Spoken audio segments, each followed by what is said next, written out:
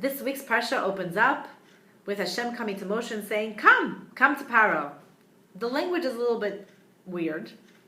I'll tell you why.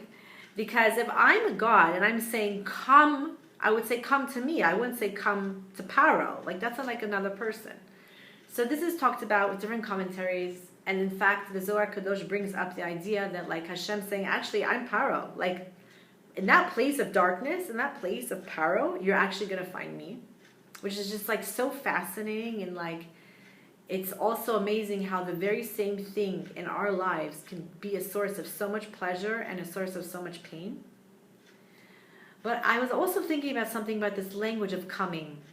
And what you would expect it really to say is go, right? So let's think about like when in the Parsha, when in the Torah, before have we heard the word go? And you go all the way back, you think about our forefather, Avram Avinu.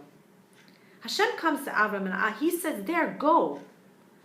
And what is he telling him to go? He's saying, go, become a great nation. Go spread light. Go spread beauty. Go spread Torah. Go spread truth. Go out there. When we're talking about like doing chesed and kindness, that's go out there. Go. But there's so many times in our lives that actually there's a suffering. There's a challenge. There's this thing that we're running away from, and there God is saying, you know what? You actually have to come. Before you go out there and start looking for all the solutions in your life and trying to look for all the answers and to solve your problems, first of all, start with yourself. Come inside yourself and figure out what is going on. Come to a point of awareness and freeing yourself, from the things that limit you, that trap you, that enslave you, the things that are actually, a lot of times, they're not even there. We're looking for them out there, but they're actually in here. This is an incredible message, not to mention that all these plagues that Hashem is sending us, He's sending them to us as much as He sent to Mitzrayim. So it's written that all the plagues were, on the one hand, they were a plague for the Egyptians, and on the other hand, they were actually a cure for Israel. Now, how can that be? I was thinking about these plagues, and let's just take the first one, which was the Nile. You know, the Nile was a source of abundance. It was a source of bounty. It was actually the livelihood of the whole entire Egyptian nation. That Nile became blood. It became the source of misery.